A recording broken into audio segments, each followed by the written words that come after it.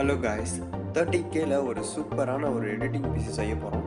அதுவும் ஒரு சூப்பரான ஒரு ப்ராசஸரை வச்சு. ஸோ இந்த வீடியோ ரொம்பவே இன்ட்ரெஸ்டிங்காக இருக்கும். ஸோ வாங்க வீடியோ பார்க்கலாம்.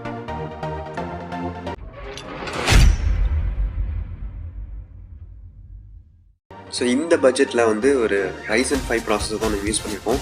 அதுவும் இந்த ப்ரைஸில் நம்ம தெரியும், உங்களுக்கே தெரியும், இந்த ப்ராசஸர் மட்டுமே கிட்டத்தட்ட ஒரு பாதி பட்ஜெட்டுக்கு வந்துடும். 30K பட்ஜெட் அப்படிங்கிறப்போ இது வந்து சூஸ் பண்ணுறது ரொம்பவே கஷ்டம். இந்த பட்ஜெட்டில் நிறைய பேர் என்ன பண்ணுவாங்கன்னா, அந்த இன்டகிரேட்டட் கிராஃபிக்ஸ் இருக்கிற அந்த 2400G அந்த மாதிரியான ஒரு ப்ராசஸர் தான் போவாங்க. பட் நாம் இங்கே அதை சூஸ் பண்ணல. ரீசன் என்னென்னா பர்ஃபார்மன்ஸ் தான். ஸோ நமக்கு பர்ஃபார்மன்ஸ் தான் வேணும் அப்படிங்கிறதுக்காக 3500X வாங்கியிருக்கோம். இதோட பேஸ் கிளாக் வந்து 3.6 அண்ட் மேக்ஸ் பூஸ்ட் கிளாக் வந்து 4.1 வரைக்கும் போகும் அப்படின்னு சொல்லியிருக்காங்க. நான் டெஸ்ட் பண்ண வரைக்கும் 3.9 தாண்டவே இல்லை. மேபி கூலர் எதுவும் எக்ஸ்ட்ரா ஆட் பண்ணுமா என்னமோ தெரியல. ஸோ இந்த பட்ஜெட்டுக்கு கண்டிப்பாக இது ஒரு பெஸ்ட்டான ஒரு ப்ராசஸ். நெக்ஸ்ட் பார்க்க போகிறது மதர் போர்ட். ஸோ நம்ம ஃபஸ்ட்டு ப்ராசஸருக்கு வந்து அதிகமான அமௌண்ட் ஸ்பெண்ட் பண்ணதுனால அதுக்கு அடுத்து வர சில பெரிஃபரல்ஸில் சில காஸ்ட் கட்டிங்லாம் பண்ண வேண்டியது இருந்துச்சு.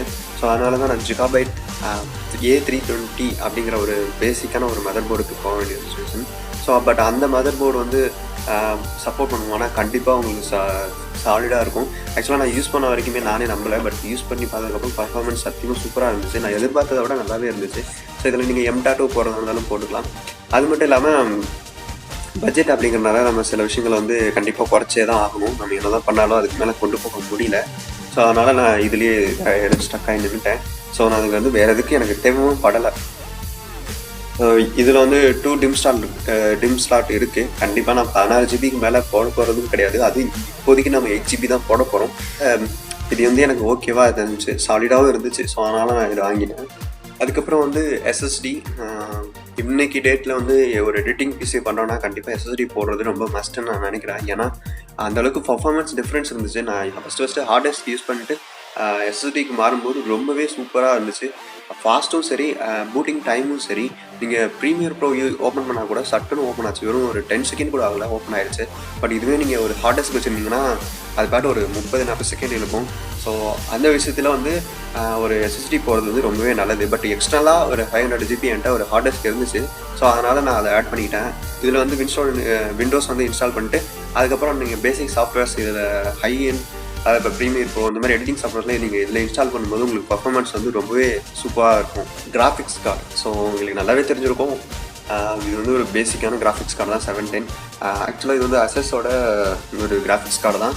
ஸோ ஓரளவுக்கு நல்ல ஒரு இதில் வந்து DDR5 ரேம் கொடுத்துருக்காங்க. 2GB தான். பட் இதை வச்சு நம்மளால் கேம் விளாட முடியுமான்னு கேட்டிங்கன்னா ஹை எண்ட், அது இப்போ வந்துருக்கிற சைபர் பங்க் இந்த மாதிரி கேம்ஸ்லாம் விளையாட முடியலனாலும் இதுக்கு முன்னாடி வந்த சில கேம்ஸ் கண்டிப்பாக நம்மளால் விளையாட முடியும். அதுவும் ஒரு மிட் செட்டிங்ஸில் விளையாட முடியும். கண்டிப்பாக நம்மளால் நிறைய பேர் இன்னும் GTA 5 இன்னும் விளையாடாம தான் இருந்திருக்கும். ஸோ அவங்கள மாதிரியான ஆளுங்களுக்கு இதெல்லாம் லோ செட்டிங்ஸில் கண்டிப்பாக விளையாடலாம்.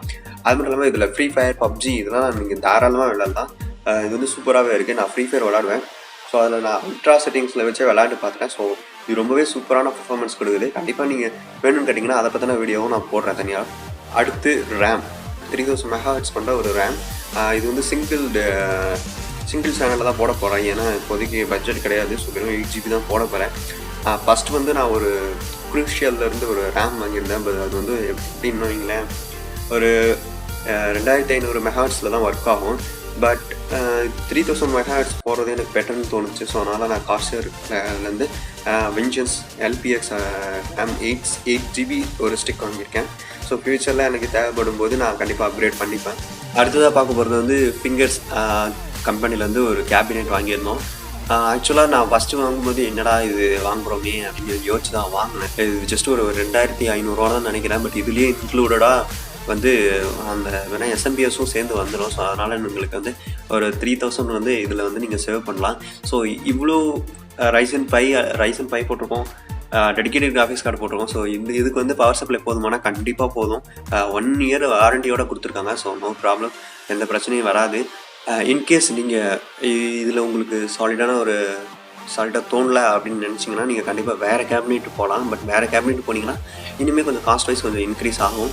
அது மட்டும் இல்லாமல் இந்த கேபினெட் கொடுத்த காசுக்கு எப்படி இருந்துச்சு அப்படின்னு கேட்டிங்கன்னா ரொம்பவே நல்லா தான் இருந்துச்சு. ஆக்சுவலாக நான் யூஸ் பண்ணும்போது நாய்ஸ் கொஞ்சம் அதிகமாக வந்துச்சு. ஃபேன்லேருந்து ரொம்பவே நாய்ஸ் கொஞ்சம் அதிகமாக வந்துச்சு. ஸோ ஃபைனலாக பார்க்க போகிறது வந்து ஒரு மவுஸ். இது வந்து ஜஸ்ட் ஒரு 100 ரூபா தான் அந்த மவுஸ். ஆக்சுவலாக பிசியோட மொத்த பார்ட்ஸோட விலையை சேர்த்து 25,000 தான் வந்திருக்கு.